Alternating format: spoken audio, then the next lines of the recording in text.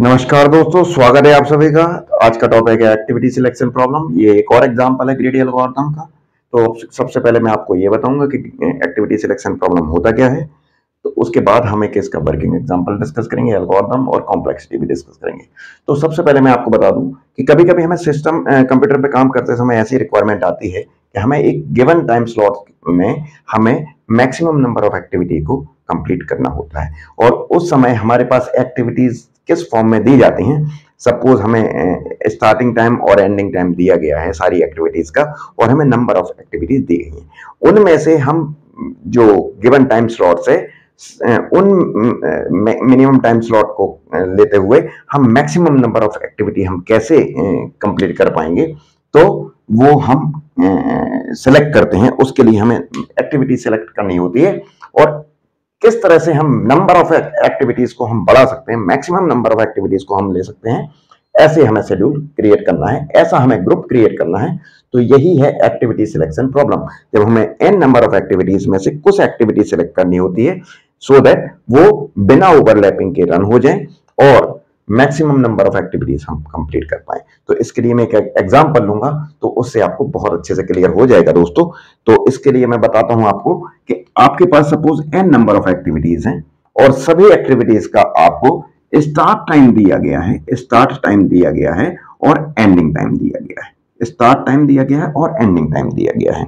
और फिर आपसे कहा गया कि इसके लिए activity maximum number of activity select करते हुए आप इसके लिए जो है वो ग्रुप बताइए कि कौन सा कौन कौन सी एक्टिविटीज आप कंप्लीट कर पाएंगे। तो यहां देखिए दोस्तों, यहां पे मैं आपको एक एग्जांपल ले रहा हूं। मैं स्टार्ट टाइम और एंडिंग टाइम रैंडमली पिक कर रहा हूं। तो वो देखिए दोस्तों, यहां पे जैसे फर्स्ट एन की वैल्यू यहां पे 5 कंसीडर करें दोस्तों। तो यहां पे activity 1, activity 2, activity 3, activity 4 and activity 5। Activity 5।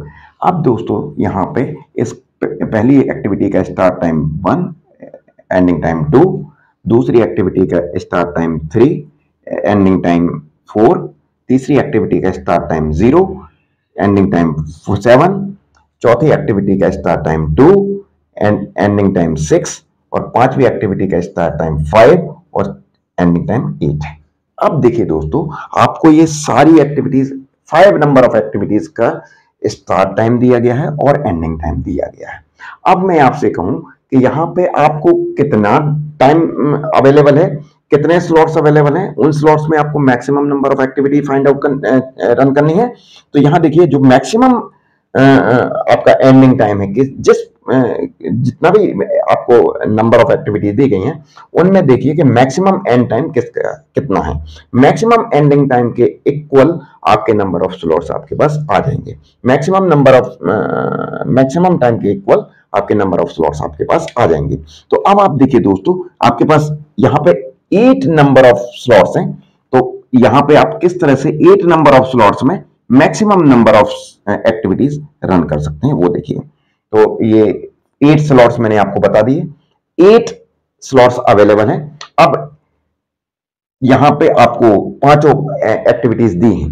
अब आप देखिए दोस्तों, यहां पे अगर मैं एक्टिविटी जिस ऑर्डर में आई है उस ऑर्डर में एग्जीक्यूट करता हूं तो क्या होगा दोस्तों। देखिए अब यहां देखिए सबसे कम स्टार्ट टाइम किसका है, A3 का है। स्टार्ट टाइम सबसे कम किसका है, A3 का है। तो यहां देखिए अगर मैं A3 को सबसे पहले प्रोसेसर असाइन कर देता हूं, A3 को, तो ये कितने उसकी वो है यहां पे 7 तक ये एंड होगी। इसका एंडिंग टाइम कितना है, 7, मतलब यहां से लेके यहां तक चलेगी।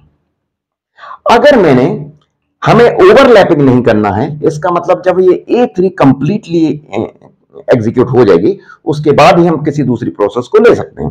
तो अब आप देखिए क्या हम कोई दूसरी प्रोसेस में एक टाइम यूनिट में हम कोई दूसरी प्रोसेस रन कर पाएंगे। देखिए मैंने यहां पे ये 0 पे जैसे ये आई, इसको मैंने प्रोसेसर असाइन किया और उसके बाद हमने 7 स्लॉट तक हमने वेट किया इसके कंप्लीट होने का।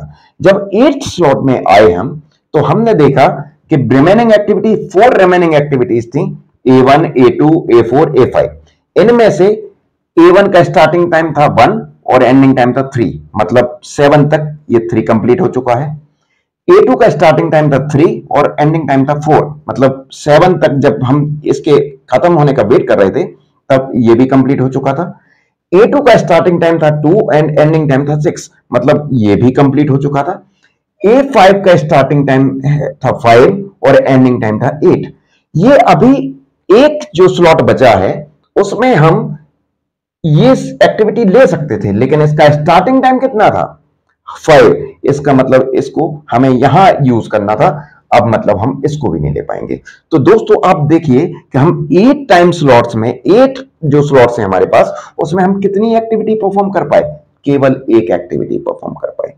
तो यहां पे हम अगर इसको थोड़ा सा स्मार्टली हम इसको सिलेक्ट करते तो हम एक से ज्यादा एक्टिविटीज भी हम इसमें रन कर पाते। वो देखिए हम कैसे इसको यूज करेंगे, हम कैसे इसमें ग्रीडी एल्गोरिथम का यूज करके हम मैक्सिमम नंबर ऑफ एक्टिविटीज हम फाइंड आउट कर सकते हैं, वो मैं अब आपको बताता हूं। आई होप दोस्तों ये आपको प्रॉब्लम समझ में आ गया होगा कि एक्टिविटी सिलेक्शन प्रॉब्लम क्या है।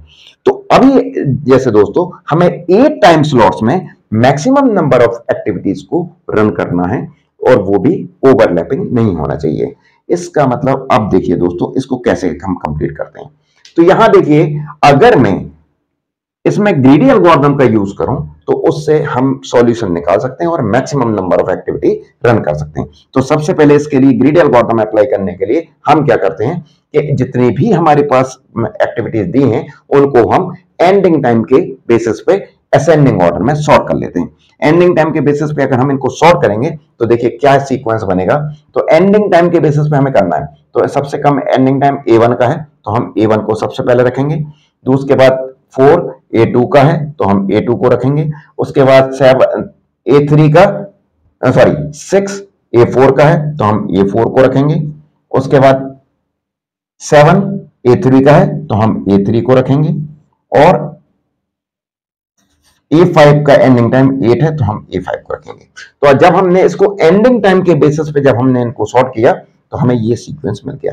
अब हम क्या करते हैं दोस्तों, जो भी सॉर्टेड सीक्वेंस आया उसमें से पहली एक्टिविटी हम ले लेते हैं और उसको प्रोसेसर असाइन कर देते हैं। तो हम यहां पे पहली एक्टिविटी क्या है? A1, तो हमने A1 को प्रोसेसर असाइन किया। तो यहां पे A1 कब आई है? 1 पे, तो हमने A1 यहां आई और अब हमने इसको असाइन किया। तो देखिए यहां पे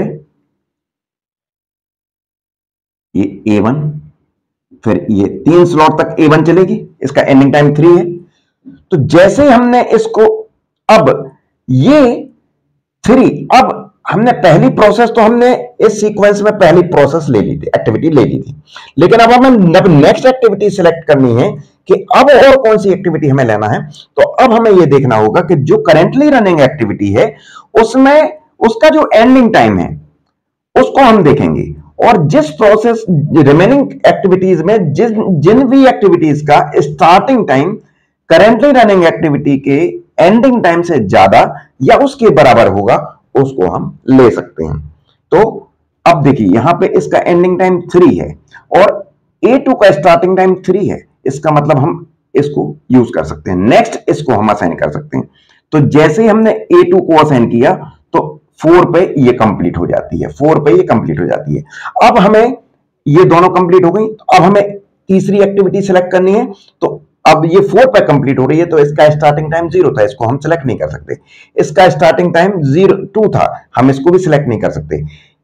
A5 का स्टार्टिंग टाइम 5 है जो कि इससे बड़ा है, या तो इसके बराबर या इससे बड़ा होना चाहिए। तो इसका 5 है, तो A5 किस टाइम स्लॉट से आ जाएगी? 5 टाइम स्लॉट से आ जाएगी। तो A5 कब तक चलेगी? A8 तक चलेगी।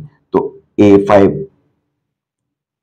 A5 A5, ये इस तरह से आप देखिए दोस्तों ये कब तक चल रही है? 1 से लेके 3 तक हमने A1 एक्टिविटी रन की, 3 से लेके 4 मतलब एक उसके लिए हमने A2 एक्टिविटी सेलेक्ट की, और तीसरी एक्टिविटी कितनी जो 5 से लेके 8 तक A5 सेलेक्ट कर ली। इसका मतलब हमने उतने ही टाइम में अब कितनी एक्टिविटी कंप्लीट कर ली दोस्तों? 3 एक्टिविटीज हमने कंप्लीट की। तो ये ही है एक्टिविटी सिलेक्शन प्रॉब्लम, और ग्रीडी एल्गोरिथम का यूज करके हम इसमें मैक्सिमम नंबर ऑफ एक्टिविटीज को हम इस तरह से रन कर सकते हैं। तो देखिए दोस्तों, आपने 5 में से 3 एक्टिविटीज को रन कर लिया कंप्लीटली विदाउट एनी ओवरलैपिंग। और जब अपने पहली अप्रोच, जो हम ट्रेडिशनल अप्रोच हम जो यूज कर रहे थे कि जो पहले आया उसको हम पहले असाइन कर देंगे, तो हम उसमें केवल एक ही एक्टिविटी को हम रन कर पा रहे थे। लेकिन हमने स्मार्टली थोड़ा सा काम किया और हमने इसमें ग्रीडी एल्गोरिथम अप्लाई किया। तो ग्रीडी एल्गोरिथम के थ्रू हमने 3 एक्टिविटीज को सक्सेसफुली कंप्लीट कर लिया सेम टाइम ड्यूरेशन में। तो ये है activity selection problem. I hope दोस्तों ये आपको बहुत अच्छे से क्लियर हो गया होगा। अब मैं इसका एल्गोरिथम डिस्कस करूंगा और इसकी टाइम कॉम्प्लेक्सिटी भी डिस्कस करूंगा। तो दोस्तों ये है एक्टिविटी सिलेक्शन प्रॉब्लम के लिए एल्गोरिथम। अब हम ये मान के चलते हैं दोस्तों कि हमारे पास n नंबर ऑफ प्रॉब्लम्स हैं जिनके लिए हम एक्टिविटी सिलेक्शन प्रॉब्लम की एल्गोरिथम हम रन कर रहे हैं।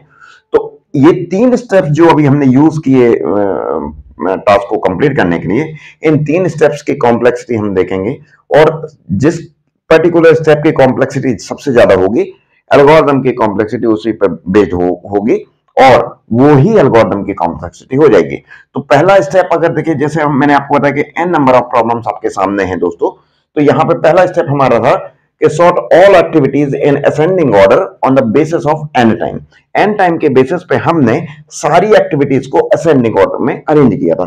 अब जो अभी आप जानते हैं, कई बार हम यूज कर चुके हैं, अगर हम n नंबर ऑफ एलिमेंट्स को हम सॉर्ट कर रहे हैं तो हम बेस्ट टाइम इस कॉम्प्लेक्सिटीज के लिए जो है वो हो जाएगी n log n, order of n log n। तो इस पर्टिकुलर स्टेप की जो कॉम्प्लेक्सिटी होगी दोस्तों वो हो जाएगी order of n log n। दूसरा स्टेप में हम क्या कर रहे हैं दोस्तों, फर्स्ट एक्टिविटी को सिलेक्ट कर रहे हैं, जो भी सॉर्टेड सीक्वेंस आया है उसमें से फर्स्ट एक्टिविटी को सिलेक्ट लेते हैं और उसको हम प्रोसेसर असाइन करते हैं। तो इसको एक पर्टिकुलर एलिमेंट को हमें पिक करना है और एक पर्टिकुलर एलिमेंट को पिक करने के लिए, रीड करने के लिए हम कांस्टेंट टाइम लेंगे। तो अगर मैं इसको कॉम्प्लेक्सिटी के बेसिस पर इसको एक्सप्लेन करूं या इसको एक्सप्रेस करूं तो ये हो जाएगा ऑर्डर ऑफ 1। तो इस सेकंड स्टेप की कॉम्प्लेक्सिटी जो होगी दोस्तों वो हो जाएगी ऑर्डर ऑफ 1। तीसरी स्टेप में दोस्तों अब आप देखिए हम क्या कर रहे हैं, select next activity from remaining activities and if the time is so हमें ये कंडीशन चेक करनी है। अब हमारे पास कितनी एक्टिविटीज यहां पे बची हैं, n एक्टिविटीज में से एक एक्टिविटी तो हमने यहां सेलेक्ट कर ली और उसको प्रोसेसर दे दिया। रिमेनिंग एक्टिविटीज हमारे पास बची हैं n-1। अब उन n-1 एक्टिविटीज को हम ये पर्टिकुलर कंडीशन हम सारी एक्टिविटीज पे चेक करेंगे और जो इस कंडीशन को सेटिस्फाई कर जाएगी हम उस पर्टिकुलर एक्टिविटी को हम ये प्रोसेसर असाइन कर देंगे। तो अगर मान लीजिए इसमें n-1 नंबर ऑफ एक्टिविटीज है और वर्स्ट केस में हमें सारी एक्टिविटीज को चेक करना पड़े ये कंडीशन, और एक पर्टिकुलर एलिमेंट के लिए या एक पर्टिकुलर एक्टिविटी के लिए ये कंडीशन चेक करने में अगर हम यूनिट टाइम ले रहे हैं, तो ऐसी n-1 नंबर ऑफ एक्टिविटीज के लिए ये कंडीशन अगर हम चेक करें तो हमें लगेगा n-1 यूनिट ऑफ टाइम। तो इसकी जो कॉम्प्लेक्सिटी आ जाएगी दोस्तों वो हो जाएगी order of n, order of n। तो इस तरह से आप देख सकते हैं दोस्तों कि order of n log n, order of 1 और ऑर्डर ऑफ n, इन तीनों में जो डोमिनेटिंग टर्म है वो है order of n log n, order of n log n। तो ये इस एल्गोरिथम की कॉम्प्लेक्सिटी आ जाएगी दोस्तों n log n, order of n log n। अगर आपके इसमें कोई भी डाउट हो तो आप मुझे कमेंट सेक्शन में लिख सकते हैं, मैं आपके कमेंट्स का डेफिनेटली रिप्लाई करूंगा। और इस वीडियो में इतना ही। Thank you so much.